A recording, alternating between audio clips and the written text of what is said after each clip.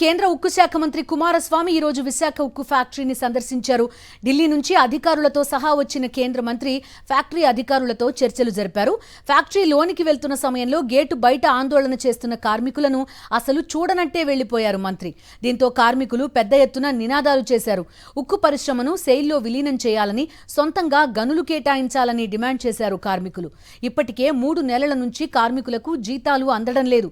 ఇదే విషయాన్ని కార్మిక సంఘాల నేతలు ఫ్యాక్టరీ లోపల చర్చల సందర్భంగా మంత్రి దృష్టికి తీసుకెళ్లారు. అధికారులతో చర్చలు ముగిసిన తర్వాత ఉక్కు మంత్రి కుమారస్వామి మీడియాతో మాట్లాడారు. ఉక్కు మంత్రికి ఒకవైపున బీజేపీకి చెందిన కేంద్ర మంత్రి శ్రీనివాస వర్మ, విశాఖ టీడీపీ ఎంపీ శ్రీభరత్ కూర్చున్నారు. ఇద్దరు రాష్ట్ర నేతలను పక్కన కూర్చోబెట్టుకుని కార్మికులకు మరో 2-3 నెలల వరకు జీతాలు అందవు అని స్పష్టం చేశారు కేంద్ర మంత్రి.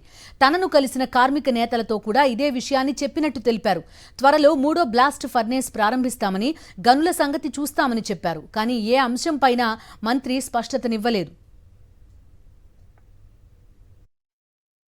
విశాఖపట్నం స్టీల్ ప్లాంట్ ప్రైవేటీకరణ నిర్ణయాన్ని ఈ రోజు కూడా ప్రభుత్వం వెనక తీసుకోలేదు. ప్రైవేటీకరణ లేదని నోటి మాటలు చెప్తే నమ్మేదానికి మేము సిద్ధంగా లేము. మా 4 సంవత్సరాల పోరాట ఫలితంగా ప్రభుత్వం ఒత్తిడి తీసుకొస్తే 11,440 కోట్ల రూపాయల ప్యాకేజీ ఇచ్చారు. ఈ ప్యాకేజీ స్వాగతిస్తూ ఉన్నాం. ఈ ప్యాకేజీ అన్ని సమస్యలకు పరిష్కారం అవుతుంది అనుకోవడం పొరపాటు. మేము అడిగేది విశాఖపట్నం స్టీల్ ప్లాంట్ రూపాయి ఖర్చు లేని విషయం సెయిల్లో విలీనం చేయండి. రూపాయి ఖర్చు లేని విషయం సొంత గనులు కేటాయించండి. రూపాయి ఖర్చు లేని విషయం ట్యాక్స్ హాలిడే ఇవ్వండి 4 సంవత్సరాల పాటు.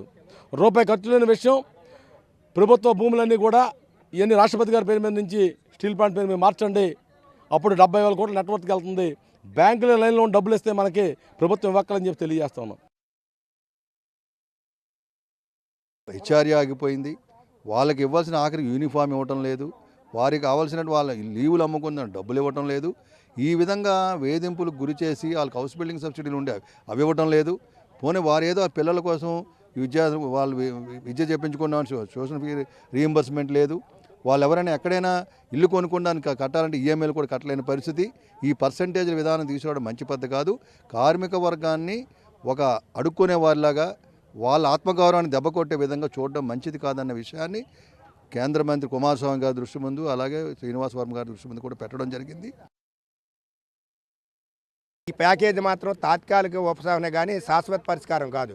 మేము ఏదైతే ఇది సెయిల్లో మెర్జ్ చేయమంటున్నాం, సెయిల్కి అనేకమైన వేల టన్నులు రా మెటీరియల్ ఉన్నది. అలాగే అవసరం అనుకుంటే దీన్ని ఎన్ఎండిసి కన్నా మెర్జ్ చేయమని మేము అడుగుతున్నాం. లేదంటే రా మెటీరియల్ సొంతగా కంపెనీ కల్పించమని డిమాండ్ చేస్తున్నాం. కార్మికులకి జీతాలు ఇవ్వకుండా ఈ రోజు వరకు 4 నెలలు ఇబ్బంది పెడితే కార్మికులు ఏదేమైనటువంటి వాళ్ళకి జీవనోపాధి లేకుండా తినకుండా ఎలా కష్టపడి పనిచేస్తారు. అయినప్పుడు కూడా ఈ కంపెనీ రివైవల్ చేసుకోవాలి, భావితరాల నిర్వసితులకు ఉపయోగపడాలి, భూములు ఇచ్చినటువంటి రైతులకు కూడా ఉద్దేశంతో మేము చేస్తున్నాం. ఈ మంత్రికి కూడా, ఈ ప్రభుత్వాలకు కూడా మేము ఇప్పుడు ఇదే చెప్పాం. మీరు ఇప్పుడు వచ్చినటువంటి కాలంలో కార్మికులందరూ మీరు జీతాలు ఏదో ఒక ప్యాకేజీని మీరు కార్మికులకి జీతాలు ప్రకటిస్తారని కళ్ళెదురుతో చూసినటువంటి వాళ్ళు ఇవాళ నిరాశ చేశారు.